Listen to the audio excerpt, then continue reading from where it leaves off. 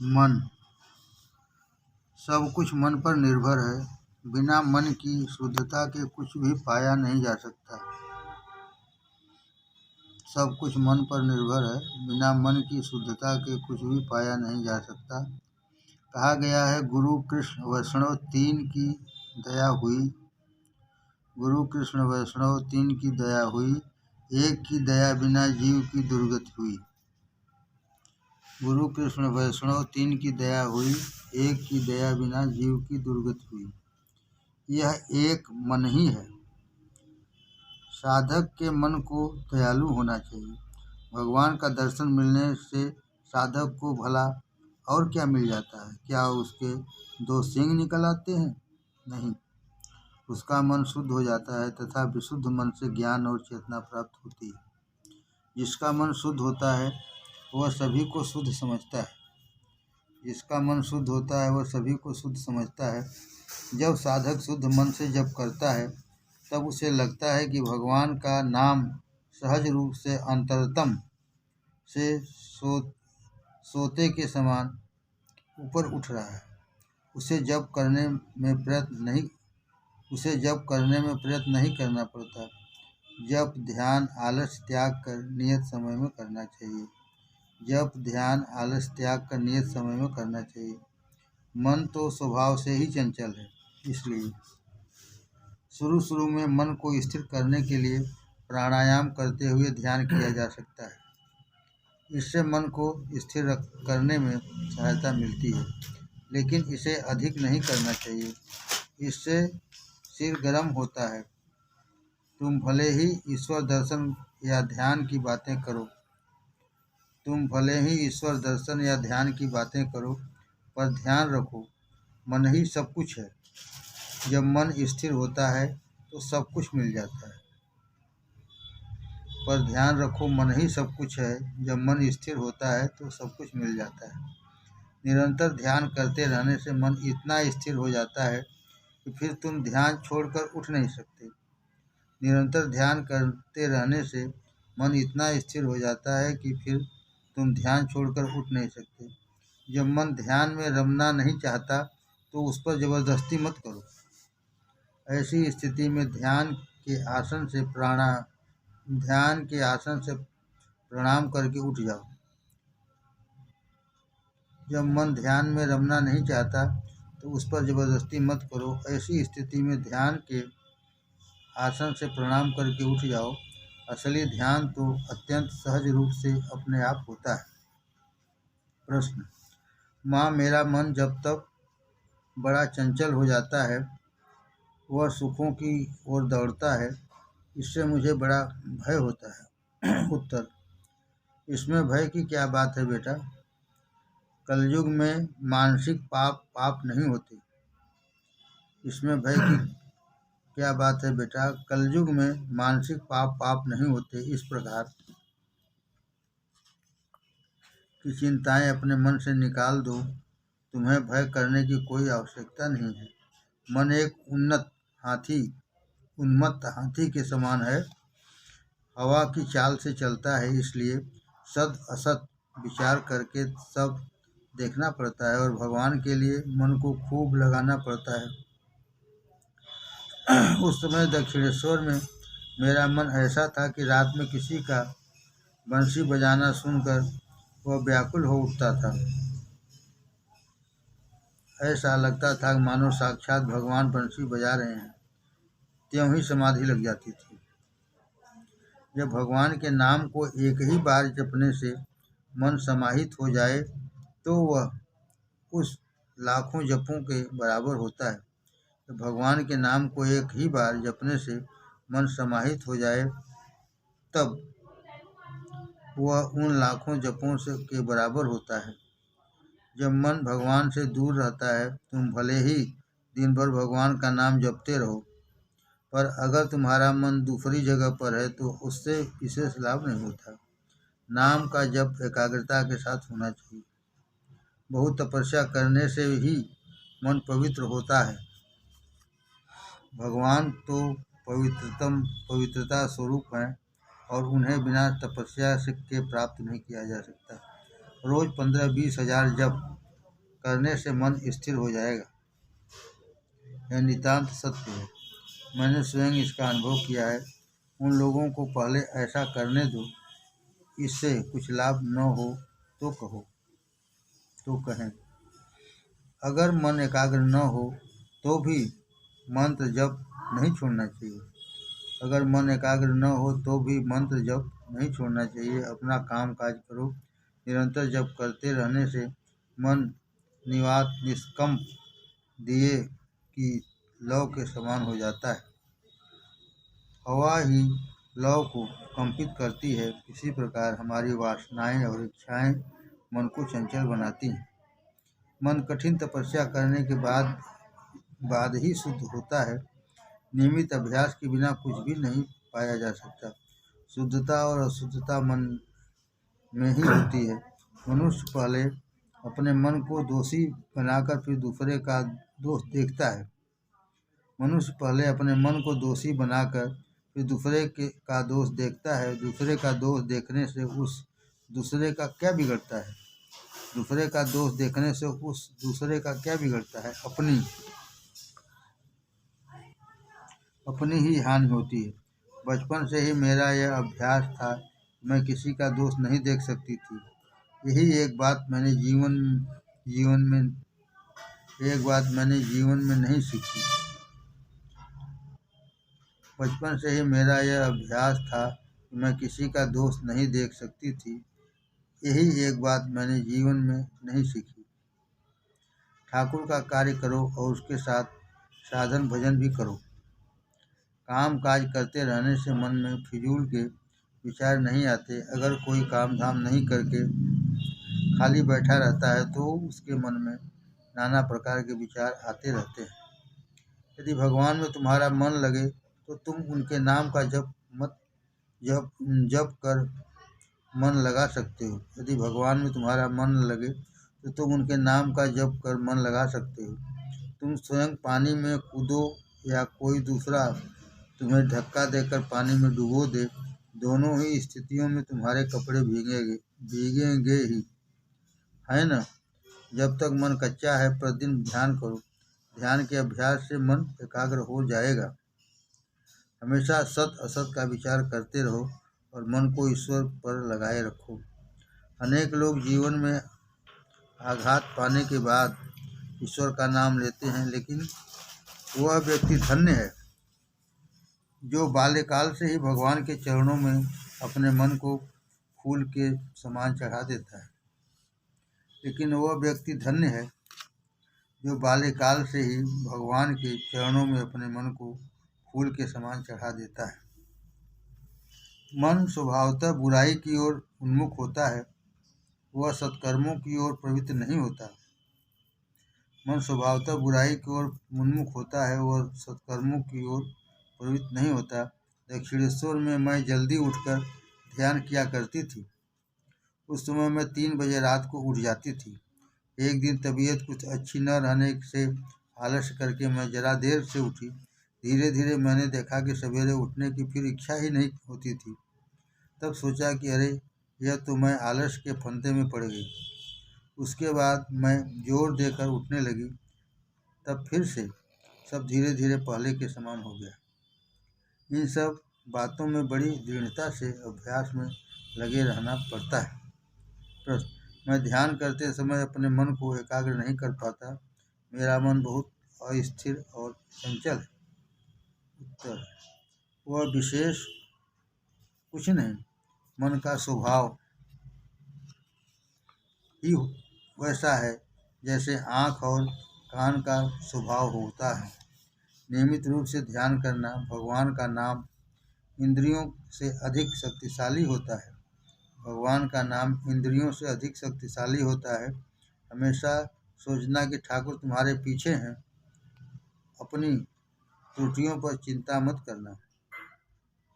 मैं पूर्णिमा की रात को हाथ जोड़कर प्रार्थना किया करती, हे भगवान, चाँद में भी कलंक है, मेरे मन में तनिक भी कलुष न रहे। हे भगवान, चाँद में भी कलंक है, मेरे मन में तनिक भी कलुष न रहे। स्त्रियों के प्रति देखो, स्त्री का श्रेष्ठ आभूषण है लज्जा। जब फूल को देव प्रतिमा के चरणों पर चढ़ाया जाता है तब वह धन्य हो जाता है, अन्यथा उसका पौधों पर लगे रहकर मुरझा जाना अच्छा है। जब मैं किसी को फूलों के गुच्छे चुनते हुए और उन्हें सूंघ कर यह कहते हुए पाती हूँ, वाह क्या सुगंध है, तब मुझे बड़ी पीड़ा होती है। औरतों का इतना क्रोध करना क्या अच्छा है? वह उन्हें सहनशील होना चाहिए। बचपन से माँ बाप की गोद और युवावस्था में पति का आश्रय छोड़ उनके लिए और कहीं मर्यादा का स्थान नहीं है। औरतों का इतना क्रोध करना क्या अच्छा है? उन्हें सहनशील होना चाहिए। बचपन में माँ बाप की गोद और युवावस्था में पति का आश्रय छोड़ उनके लिए और कहीं मर्यादा का स्थान नहीं है। स्त्रियां सामान्य रूप से संवेदनशील होती हैं। एक ही शब्द उन्हें क्रोधित कर देता है, और आजकल शब्द भी इतने सस्ते हो गए हैं। उनमें सहनशीलता होनी चाहिए, और कितनी भी कठिनाई क्यों न हो, उन्हें माँ बाप या पति के साथ ही रहना चाहिए। एक दिन एक स्त्री भक्त ने श्री माँ से कहा कि वे उसकी लड़की को विवाह करने के लिए आदेश दें। इस पर श्री माँ ने कहा, सारा जीवन दूसरे की दासी बनकर रहना, उसकी इच्छानुसार चलना, यह क्या कम कष्ट की बात है? सारा जीवन दूसरे की दासी बनकर रहना, उसकी इच्छानुसार चलना, यह क्या कम कष्ट की बात है? यद्यपि अविवाहित जीवन में विपत्ति की कुछ संभावना रहती है, फिर भी यदि कोई विवाह करने की इच्छा नहीं रखे तो उसे विवाह करने के लिए और जीवन भर सांसारिकता में फंसने के लिए बाध्य नहीं करना चाहिए। फिर भी यदि कोई विवाह करने की इच्छा नहीं रखे तो उसे विवाह करने के लिए और जीवन भर सांसारिकता में फंसे रहने के लिए बाध्य नहीं करना चाहिए। जो लड़कियां पूर्ण संन्यास के जीवन को ग्रहण करना चाहती हों, उन्हें ब्रह्मचर्य का जीवन बिताने के लिए प्रोत्साहित करना चाहिए। बेटी, तुम बड़ी भाग्यवान हो कि तुम्हें यह मानव जन्म प्राप्त हुआ है। भगवान के प्रति उत्कट भक्ति लाओ। कठोर परिश्रम करना चाहिए। बिना प्रयत्न किए किसी को भला कुछ मिलता है? बिना प्रयत्न किए किसी को भला कुछ मिलता है? तुम्हें दिन भर काम काज में व्यस्त रहने के बावजूद प्रार्थना के लिए कुछ समय अवश्य निकालना चाहिए। मैं दक्षिणेश्वर में बहुत व्यस्त रहती थी, फिर भी वहाँ मैंने ध्यान प्रार्थना नियमित रूप से की है।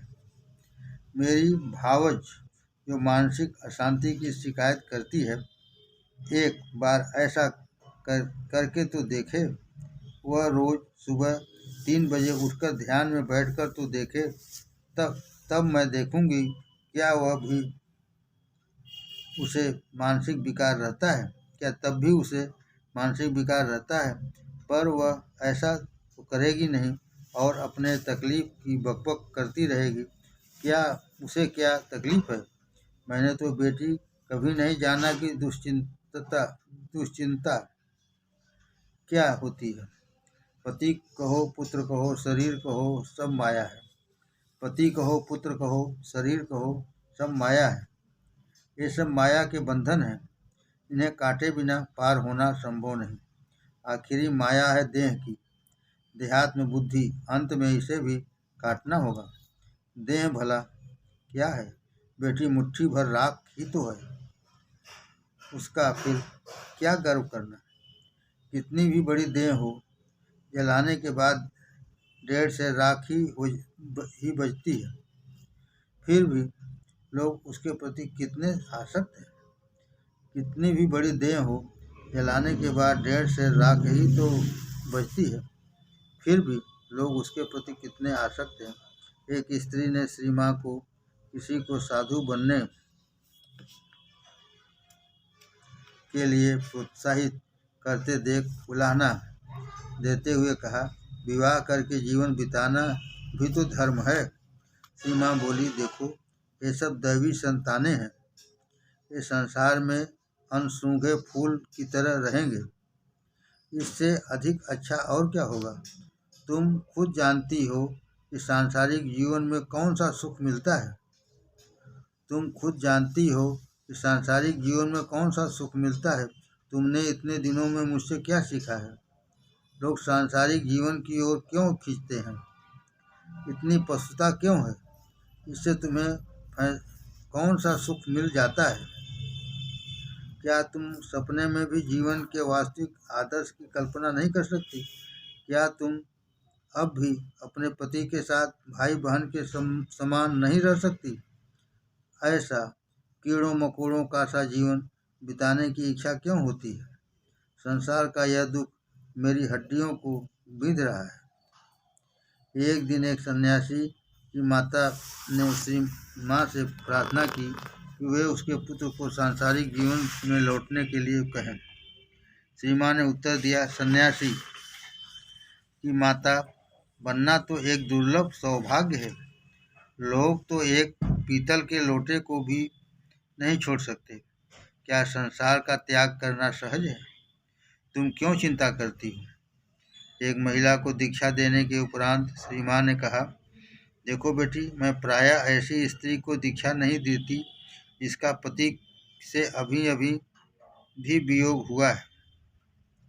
देखो बेटी, मैं प्रायः ऐसी स्त्री को दीक्षा नहीं देती जिसका पति से अभी अभी ही वियोग हुआ है। पर तुम्हारे लिए मैं छूट दी है क्योंकि तुम्हारा स्वभाव आध्यात्मिक है। देखना, मुझे इसके लिए अफसोस न करना पड़े। गुरु को शिष्य के पापों का भोग करना पड़ता है। गुरु को शिष्य के पापों का भोग करना पड़ता है। नियमित रूप से मंत्र का जप किए जाना। अपनी ससुराल जाने वाली एक महिला से श्रीमान बोली, किसी से घनिष्ठता मत बढ़ाना। परिवार के सामाजिक उत्सवों में अधिक भाग मत लेना। कहती रहना, हे रे मन, अपने आप में रहो। किसी से घनिष्ठता मत बढ़ाना। परिवार के सामाजिक उत्सवों में अधिक भाग मत लेना। कहती रहो, रे मन, अपने आप में रहो। दूसरों के बारे में जानने के लिए उत्सुक मत होना। दूसरों के बारे में जानने के लिए उत्सुक मत होना।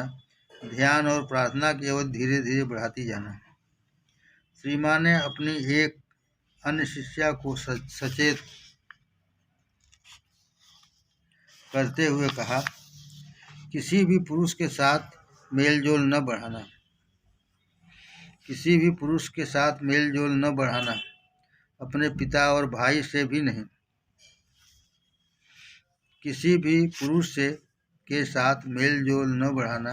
अपने पिता और भाई से भी नहीं। दूसरों की तो बात ही क्या है। मैं फिर कहती हूँ, किसी पुरुष से मेलजोल न रखना। अगर भगवान उस रूप में आए तो भी नहीं। अगर भगवान उस रूप में आए तो भी नहीं।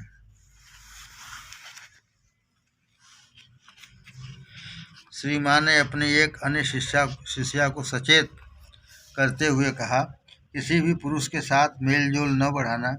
अपने पिता और भाई से भी नहीं। दूसरों की तो बात ही क्या है। मैं फिर कहती हूँ, किसी पुरुष से मेलजोल न रखना। अगर भगवान उस रूप में आए तो भी नहीं। एक महिला किसी लड़के को गोद लेना चाहती थी। उससे श्री माँ ने कहा, ऐसा काम मत करना। जिसके प्रति जो कर्तव्य हो उसे करती रहना, पर प्रेम एक भगवान को छोड़ किसी से न करना। सांसारिक प्रेम सदा अकथनीय दुखों को साथ लाता है। सांसारिक प्रेम सदा अकथनीय दुखों को साथ लाता है। अगर तुम किसी मनुष्य से प्रेम करोगी तो तुम्हें इसके लिए दुख सहना पड़ेगा। अगर तुम किसी मनुष्य से प्रेम करोगी तो तुम्हें इसके लिए दुख सहना पड़ेगा। वह धन्य है जो केवल भगवान से प्रेम करती हैं। भगवान से प्रेम करने पर दुख नहीं भोगना पड़ता। सावधान। एक बात कहती हूँ, यदि शांति चाहो तो बेटी, तो किसी का दोष मत देखना। दोष देखना अपना। संसार को अपना बना लेना सीखो। कोई पराया नहीं है बेटी, यह सारी दुनिया तुम्हारी अपनी है। साधु को सर्वदा सावधान रहना चाहिए। साधु का रास्ता बड़ी फिसलन का रास्ता है। फिसलन के रास्ते चलने पर हरदम पैर जमा कर रखने पड़ते हैं। सन्यासी होना क्या सहज बात है। साधु को स्त्रियों की ओर मुड़कर भी नहीं देखना चाहिए। साधु को स्त्रियों की ओर मुड़कर भी नहीं देखना चाहिए। चलते समय पैर के अंगूठे की ओर नज़र रखते हुए चलना चाहिए। साधु का गेरुआ वस्त्र कुत्ते के गले में बंधी हुई पट्टी के समान उसकी रक्षा करता है। साधु का गेरुआ वस्त्र कुत्ते के गले में बंधी हुई पट्टी के समान उसकी रक्षा करता है। जैसे गले की पट्टी कुत्ते की रक्षा करती है, वैसे ही गेरुआ वस्त्र साधु की रक्षा करता है। अगर कोई निरंतर विषय भोगों के बीच में रहे तो वह स्वभावतः उनमें लिप्त हो सकता है। तुम लकड़ी की औरत की ओर भी नज़र उठाकर मत देखना और न उसके समीप ही जाना। शिष्य: माँ, मेरे मन में कोई बुरे विचार नहीं आते। श्री माँ ने एकदम उसकी बात काटी और कहा, ऐसा न कहो, ऐसी बात नहीं करनी चाहिए। किसी को शब्द से भी चोट नहीं पहुँचानी चाहिए। अगर आवश्यक न हो तो अप्रिय सत्य नहीं बोलना चाहिए। कठोर शब्द बोलने से स्वभाव कर्कश हो जाता है। यदि वाणी पर संयम न हो तो व्यक्ति की संवेदनशीलता जाती रहती है। ठाकुर कहा करते थे, लंगड़े आदमी से यह नहीं पूछना चाहिए कि वह लंगड़ा कैसे हुआ। लंगड़े आदमी से यह नहीं पूछना चाहिए कि वह लंगड़ा कैसे हुआ। जब तुम एक स्थान से दूसरे स्थान जाओ तो आसपास की बातों को अच्छी तरह से देख सुन लो और जहाँ तुम रहते हो वहाँ होने वाली घटनाओं की अच्छी तरह जानकारी रखो, पर अपने ओठ बंद रखो। सावधान, अपनी माता की सेवा करने के बहाने अपने आप को दुनियादारी में न फंसा लेना। सावधान, अपनी माता की सेवा करने के बहाने अपने आप को दुनियादारी में न फंसा लेना। मृत्यु का कोई निश्चित समय नहीं है, इसीलिए किसी विशेष अवसर की प्रतीक्षा किए बिना जब भी मौका मिले सत्संकल्पों को व्यवहार में उतारना चाहिए। मृत्यु समय असमय का विचार नहीं करते।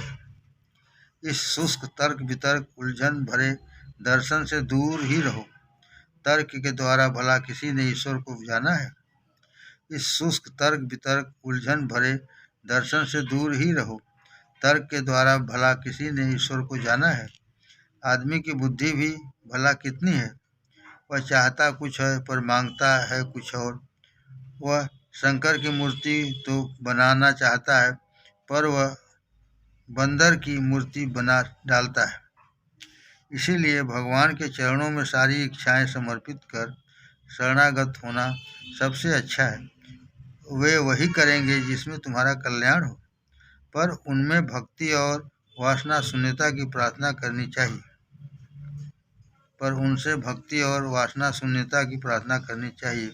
उनको इच्छाएं नहीं माना जा सकता। इन 3 बातों में सतर्क रहना।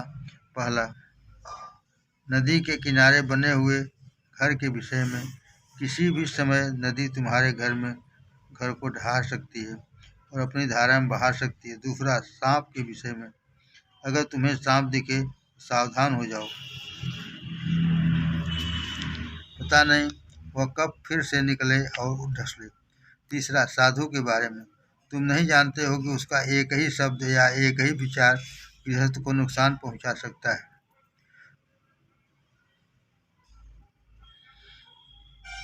तुम नहीं जानते कि उसका एक ही शब्द या एक ही विचार गृहस्थ को नुकसान पहुंचा सकता है। तुम्हें साधु का सम्मान करना चाहिए, तुम्हें उसका असम्मान नहीं करना चाहिए और न उपेक्षा दिखाते हुए कटुक्तियाँ ही करनी चाहिए। देखो, किसी महापुरुष की सेवा करते हुए भी व्यक्ति गलती कर सकता है। यह ऐसे होता है जब व्यक्ति को ऐसी सेवा का सौभाग्य मिलता है उसका अहंकार बढ़ जाता है। तब वह जितनी सेवा करता है उन्हीं को कठपुतले के समान नियंत्रित करना चाहता है। देखो, किसी महापुरुष की सेवा करते हुए भी व्यक्ति गलती कर सकता है। यह ऐसे होता है जब व्यक्ति को ऐसी सेवा का सौभाग्य मिलता है तो उसका अहंकार बढ़ जाता है। तब वह जिनकी सेवा करता है उन्हीं को कठपुतले के समान नियंत्रित करना चाहता है। वह उनके खाने बैठने या उठने तक में हुक्म चलाता है। उसकी सेवा की भावना जाती रहती है। अनेक महापुरुष संपत्ति और वैभव से घिरे रहते हैं। इससे बहुत से लोग आकर्षित होकर उनका सेवक बनना चाहते हैं। ऐसे सेवक अपनी स्थिति के नशे में चूर रहते हैं और इस प्रकार के वे खुद अपने पैरों में कुल्हाड़ी मार लेते हैं। बताओ तो भला कितने लोग सच्ची सेवा भावना से कार्य करते हैं। रुपया पैसा हमेशा मन को कलुषित करता है। तुम यह सोच सकते हो कि तुम रुपये पैसे से ऊपर हो और तुम्हें इसका कभी लोभ नहीं होगा। तुम यह भी सोच सकते हो कि तुम कभी भी इसका त्याग कर सकते हो। पर बेटे, इस प्रकार का विचार मन में कभी मत पालो। यह तो एक बारीक छेद पाकर तुम्हारे मन में घुस जाएगा और धीरे धीरे तुम्हारे बिना जाने ही तुम्हारा गला घोंट देगा। श्री रामकृष्ण रुपये पैसे का स्पर्श तक नहीं कर सकते थे। उनके वचनों को सदैव स्मरण रखो। तुम संसार में जितनी विपत्तियां देखते हो उन सब का मूल कारण धन ही है। तुम संसार में जितनी विपत्तियां देखते हो उन सब का मूल कारण धन ही है। धन ही मनुष्य के मन को अनेकानेक प्रलोभनों में फंसाता है। सावधान। अभय वाणी। भय मत करो। मानव जीवन तो कष्टों से भरा पड़ा है और यहाँ भगवान का नाम लेते हुए सब कुछ धैर्यपूर्वक सहना पड़ता है। मानव जीवन तो कष्टों से भरा पड़ा है और यहाँ भगवान का नाम लेते हुए सब कुछ धैर्यपूर्वक सहना पड़ता है। कोई भी यहाँ तक मानव रूप में भगवान भी शरीर और मन के कष्टों से नहीं बच सके हैं। कोई भी यहाँ तक मानव रूप में भगवान भी शरीर और मन के कष्टों से नहीं बच सके हैं। अवतारों, संतों और महापुरुषों को भी कष्ट भोगना पड़ता है क्योंकि वे सामान्य मानवों की त्रुटियों और भूलों के पाप का भार स्वयं उठा लेते हैं और इस प्रकार वे मानवता के कल्याण के लिए आत्मोत्सर्ग कर देते हैं। कोई भी व्यक्ति हमेशा दुख नहीं भोग सकता। कोई भी व्यक्ति इस जगत में जीवन भर कष्ट में नहीं रहेगा। प्रत्येक कर्म का फल होता है और उसके अनुसार ही व्यक्ति सुख या दुख का भोग करता है। मेरी संतान, यदि धूल कीचड़ में अपने को सान ले तो मुझे ही तो उसको साफ करना होगा और गोद में उठाना होगा। लेकिन बेटा, चिंतित मत होना। ये जागतिक बंधन क्षणभंगुर होते हैं। आज तो वे ही जीवन के सब कुछ और अंतिम लक्ष्य प्रतीत होते हैं, पर कल ही वे समाप्त हो जाते हैं। तुम्हारा वास्तविक बंधन तो भगवान के साथ है। तुम्हारा वास्तविक बंधन तो भगवान के साथ है। भगवान से प्रार्थना करो कि वे तुम्हारा हृदय स्फटिक के समान पवित्र कर दें। जब तुम निष्ठापूर्वक जप और ध्यान करोगे तो तुम देखोगे कि भगवान तुमसे बातें करने लगेंगे। जब तुम निष्ठापूर्वक जप और ध्यान करोगे तो तुम देखोगे कि भगवान तुमसे बातें करने लगेंगे। तुम्हारी सारी इच्छाएं पूर्ण हो जाएंगी और तुम परम आनंद का अनुभव करोगे। अगर कोई भगवान की शरण में जाता है तो उसकी नियति का लेखा भी कट जाता है। नियति स्वयं अपने हाथों से ऐसे भक्त के भाग्य के विधान को मिटा देती है। कठिनाइयाँ तो आएंगी पर वे सदा नहीं रहेंगी। कठिनाइयाँ तो आएंगी पर वे सदा नहीं रहेंगी। तुम देखोगे वे सब पुल के नीचे से बहकर निकलने वाले पानी के समान विलीन हो जाएंगे। ठाकुर कहा करते थे, जिन लोगों ने मुझे पुकारा उनकी मृत्यु के समय मैं उनके पास रहूँगा। ठाकुर कहा करते थे, जिन लोगों ने मुझे पुकारा मैं उनके मृत्यु के समय उनके पास रहूँगा। उनके अधरों से ही ये शब्द निकले हैं। अपने मन का सारा भार ठाकुर को सौंप दो। तुम उनके सामने अपने कष्टों को बताते हुए रो। तुम देखोगे कि वे तुम्हारी झोली तुम्हारी इच्छित वस्तुओं से भर देंगे। क्या तुम सोचते हो कि मृत्यु होने के बाद भी मुझे तब तक छुटकारा मिल पाएगा जब तक मेरी सारी संतानें, जिनका भार मैंने लिया है, मुक्त नहीं हो जाती? मुझे तो उनके साथ निरंतर रहना पड़ेगा। मैंने तो उनके सब कुछ का, उनके सारे पाप और पुण्य का भार लिया है। मैं उन लोगों को छोड़ नहीं सकती जिन्हें मैंने अपनी संतान के रूप में स्वीकार किया है। जो सचमुच भवसागर के पार उतरना चाहता है वह किसी भी प्रकार से अपने बंधनों को काट लेगा। कोई भी वस्तु उसके लिए बाधक नहीं बन सकती।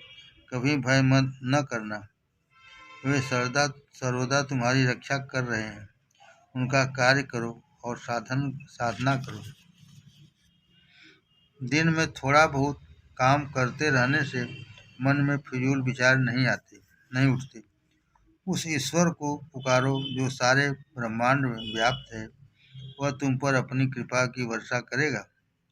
तुम अपना शोकग्रस्त हृदय भगवान के समक्ष खोल कर रख दो। तुम अपना शोकग्रस्त हृदय भगवान के समक्ष खोल कर रख दो। रुदन करते हुए आंतरिकता से उनसे प्रार्थना करो, हे प्रभु, मुझे अपने चरणों में स्थान दो। मुझे मन की प्रशांति दो। अगर नियमित रूप से ऐसा करोगे तो तुम्हें क्रमशः मन की शांति प्राप्त होगी। यहाँ बनारस में साक्षात विश्वनाथ विद्यमान है। यहाँ जिसकी भी मृत्यु होती है, वह चाहे भक्त हो या नास्तिक, विधर्मी हो या कीट पतंग, सब मुक्त हो जाते हैं। बड़े से बड़े पापी भी भगवान विश्वनाथ की मूर्ति का स्पर्श कर पाप मुक्त हो गए हैं। अविवाहित व्यक्ति चाहे वह ईश्वर को भजे या न भजे, अर्धमुक्त ही रहता है। अविवाहित व्यक्ति चाहे वह ईश्वर को भजे या न भजे, अर्धमुक्त ही रहता है। जब वह ईश्वर से थोड़ी भी आत्मीयता अनुभव करता है तो वह तीव्रता से ईश्वर की ओर बढ़ने लगता है। ईश्वर तो बिल्कुल अपने हैं। यह संबंध चिरंतन है। जो उनको जितनी आंतरिकता से चाहता है वह उन्हें उतना ही अधिक प्राप्त करता है। भय मत करो, हमेशा याद रखो, कोई तुम्हारी रक्षा कर रहा है। स्फुट उपदेश। वासना के रहते जीव का आवागमन बंद नहीं होता। वासना के कारण ही एक देह से दूसरी देह प्राप्त होती रहती है। अगर मनुष्य के मन में बतासा खाने की इच्छा भी बाकी है तो उसे जन्म लेना पड़ता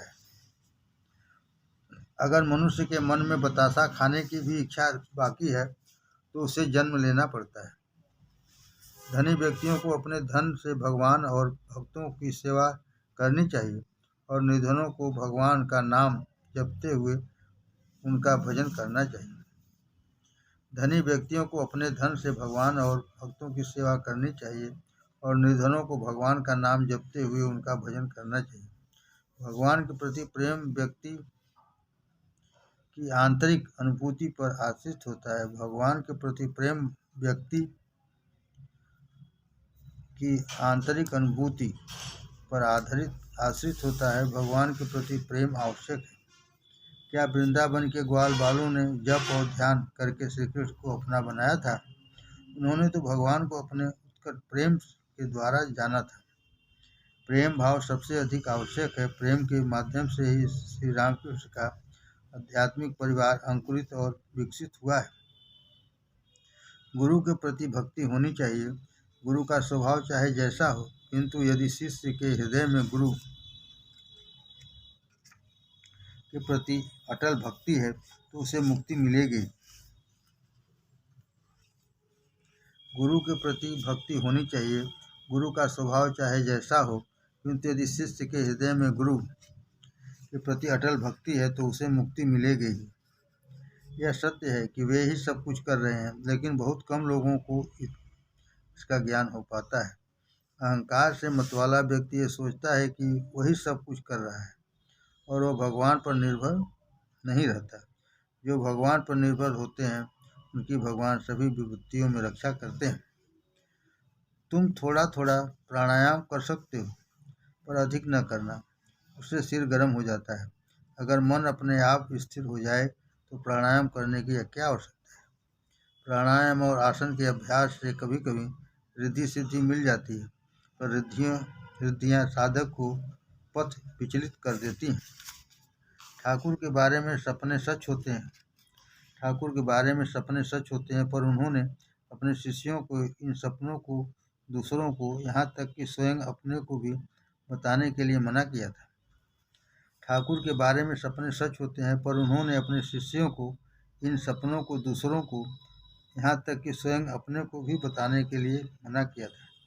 यह सच है, वे ही जीव जंतु भी बने हैं, पर प्रत्येक को अपने पिछले संस्कारों और कर्मों के अनुसार भोगना पड़ता है।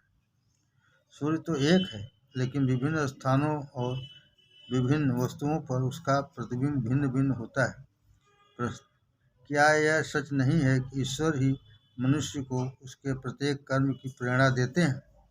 हाँ, यह सच है, पर क्या मनुष्य इस सत्य के प्रति सचेत है?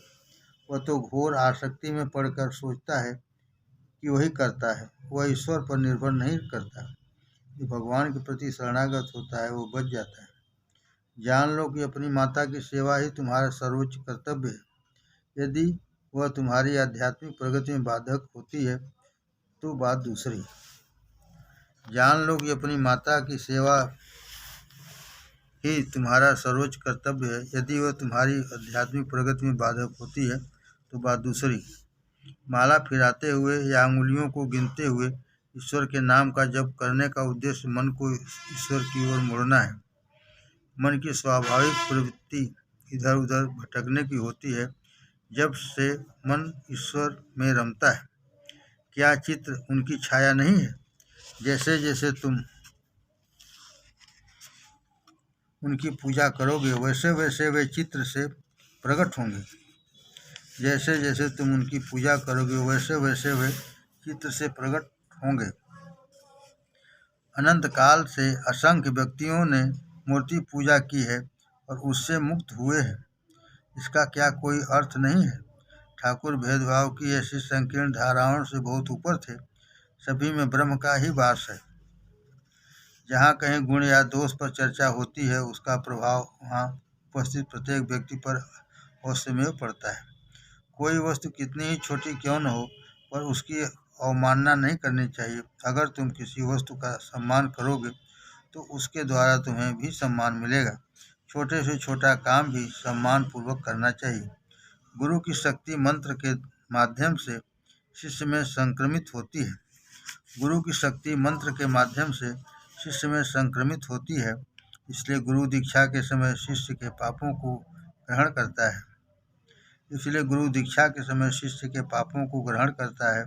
और शारीरिक व्याधियों को भोगता है।